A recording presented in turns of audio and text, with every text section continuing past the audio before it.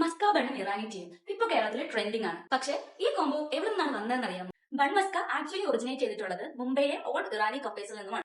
എന്തുകൊണ്ടാണ് ഇത്ര popular? 19th സെഞ്ചുറിയിലാണ് ഇത് ഇൻട്രൊഡ്യൂസ് ചെയ്യപ്പെടുന്നത്. അന്ന് വർക്ക് ചെയ്യുന്ന ആൾക്കാർക്ക് കൂടുതൽ കംഫർട്ട് ആയിട്ടുള്ള ഒരു ഫുഡ് ആയിരുന്നു ഈ മസ്ക ബണ്ണും ഇറാനി ടീയും. Maska bun actually maska bun എന്തുകൊണ്ട് മീൻ ചെയ്യുന്നത് ബട്ടർ ബൺ, ബണ്ണിൽ ബട്ടർ തേച്ച് കൊടുക്കായിരുന്നു അന്ന് ചെയ്തിരുന്നത്. അതേപോലെ തന്നെ ഇറാനി ടീ എന്ന് പറയുന്നത് നല്ല കട്ടിയുള്ള പാലിൽ സ്ലോ ബോയിൽ ചെയ്തിട്ട് നല്ല റിച്ച് ഫ്ലേവറിൽ ഉണ്ടാക്കുന്ന ഒരു ടീ ആണ്. സോ എങ്ങനെയാണ് ഇത് കേരളത്തിൽ ഇത്ര ട്രെൻഡിംഗ് ആയിട്ട് മാറിയിട്ടുള്ളത്? Because of the chai couples.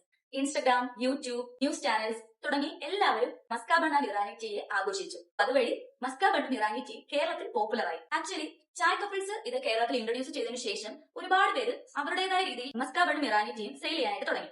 പ്രത്യേകിച്ച് കേരളത്തിൽ ഇപ്പൊ ഒരുപാട് പേര് bun maska and Irani tea stalls start ചെയ്യുന്നുണ്ട്. ഒരു വെറൈറ്റി ലുക്കിലും ഡിഫറെന്റ് ഫ്ലേവേഴ്സിലും ഡിഫറെന്റ് ആംബിയൻസിലും ഒക്കെയാണ് അത് സ്റ്റാർട്ട് ചെയ്യുന്നത്. അതിന്റെ മെയിൻ റീസൺ എന്ന് പറയുന്നത് ലോ ഇൻവെസ്റ്റ്മെന്റ് ആണ്. ആ ഒരു ടൈമിൽ ഒരുപാട് പേര് അവരെ കുറ്റം പറയാനായിട്ട് കണ്ടിട്ടുണ്ട്. സം പീപ്പിൾ പറയും കോപ്പിയുടെ അല്ലേ. ഓണസ്റ്റ്ലി ഇന്ത്യയുടെ ഒരു ഫുഡ് കൾച്ചർ ഷെയർ ചെയ്യുന്നത് മാത്രമാണ്. ആക്ച്വലി ഇത് കോപ്പിയുടെ ആണോ? ഈ മസ്ക ബണ്ണും ഇറാനി ടീ ആർക്കും കോപ്പിറൈറ്റ് ഉള്ള ഒരു സാധനമല്ല. ഇത് 19th സെഞ്ചുറിയിൽ ഇൻട്രൊഡ്യൂസ് ചെയ്യപ്പെട്ട ഒരു കാര്യമാണ്.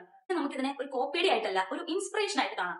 Musca bun and Irani tea കഴിക്കാനായിട്ട് ഒരുപാട് പേർക്ക് ആഗ്രഹം കാണും. അങ്ങ് ട്രിവാൻഡ്രം തൊട്ട് കാസർഗോഡ് വരെയുള്ള ഒരുപാട് പേർക്ക് ആഗ്രഹം കാണും. അപ്പോ എല്ലാവർക്കും കൊച്ചിയിൽ വന്നിട്ട് ഇത് ചായ് കപ്പിൾസിന്റെ അടുത്ത് നിന്ന് കഴിക്കാനായിട്ട് പറ്റില്ല. അവർ അവരുടെ ലൊക്കാലിറ്റിയിൽ നിന്നും ഇത് മേടിച്ച് കഴിക്കട്ടെ. സോ ആർക്കാ പ്രശ്നം?